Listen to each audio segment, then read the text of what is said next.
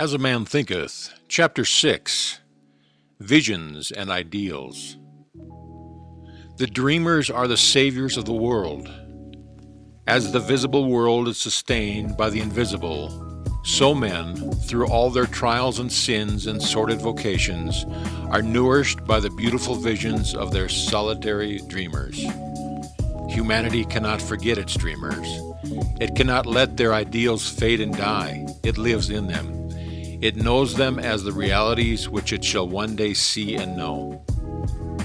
Composer, sculptor, painter, poet, prophet, sage, these are the makers of the afterworld, the architects of heaven.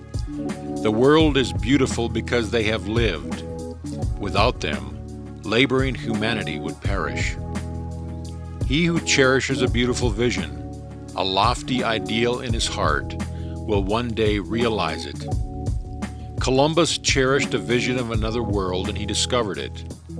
Copernicus fostered the vision of a multiplicity of worlds and a wider universe, and he revealed it. Buddha beheld the vision of a spiritual world of stainless beauty and perfect peace, and he entered into it. Cherish your visions. Cherish your ideals. Cherish the music that stirs in your heart, the beauty that forms in your mind, the loveliness that drapes your purest thoughts. For out of them will grow all delightful conditions, all heavenly environment. Of these, if you but remain true to them, your world will at last be built. To desire is to obtain. To aspire is to achieve. Shall man's basest desires receive the fullest measure of gratification, and his purest aspirations starve for lack of sustenance? Such is not the law. Such a condition can never obtain. Ask and receive. Dream lofty dreams, and as you dream, so shall you become. Your vision is the promise of what you shall one day be. Your ideal is the prophecy of what you shall at last unveil. The greatest achievement was at first and for a time a dream. The oak sleeps in the acorn. The bird waits in the egg, and in the highest vision of a soul, a waking angel stirs. Dreams are the seedlings of realities. Your circumstances may be uncongenial, but they shall not remain so if you only perceive an ideal and strive to reach it. You can't travel within and stand still without. Here is a youth hard-pressed by poverty and labor, confined long hours in an unhealthy workshop, unschooled and lacking all the arts of refinement. But he dreams of better things.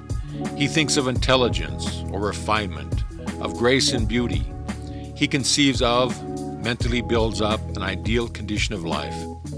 The wider liberty and a larger scope takes possession of him. Unrest urges him to action, and he uses all his spare time and means to the development of his latent powers and resources.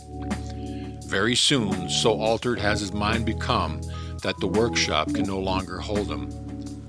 It has become so out of harmony with his mindset that it falls out of his life as a garment is cast aside. And with the growth of opportunities that fit the scope of his expanding powers, he passes out of it altogether.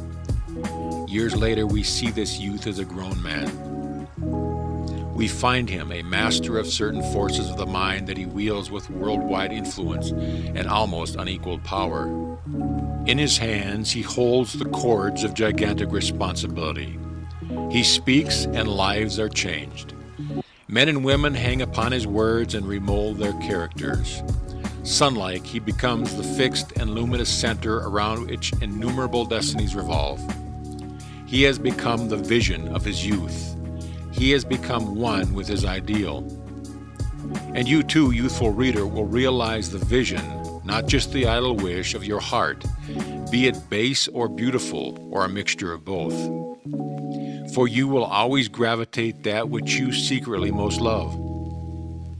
Into your hands will be placed the exact results of your own thoughts. You will receive that which you earn, no more, no less. Whatever your present environment may be, you will fall, remain, or rise with your thoughts, your vision, your ideal. You will become as small as your controlling desire or as great as your dominant aspiration. The thoughtless, the ignorant, the indolent, seeking only the apparent effects of things and not the things themselves, talk of luck, of fortune and chance. Seeing a man grow rich, they say, "How lucky is he?" Observing another become skilled intellectually, they exclaimed, "How highly favored is he?" And noting the saintly character and wide influence of another, they remark, "How chance helps him at every turn." They do not see the trials and failures and struggles which these men have encountered in order to gain their experience. They have no knowledge of the sacrifices they have made, of the undaunted effort they have put forth, of the faith they have exercised so that they might overcome the apparently insurmountable and realize the vision of their heart. They do not know the darkness and the heartaches. They only see the light and joy and call it luck. Do not see the long, arduous journey, but only behold the pleasant goal and call it good fortune. Do not understand the process, but only perceive the results and call it chance. In all human affairs, there are efforts and there are results. The strength of the effort is the measure of the result, changes not. Gifts, power, material, intellectual, and spiritual possessions are the fruits of the effort. They are thoughts completed, objectives accomplished, and visions realized. The vision that you glorify in your mind, the ideal that you enthrall in your heart, this you will build your life by. This is what you will become.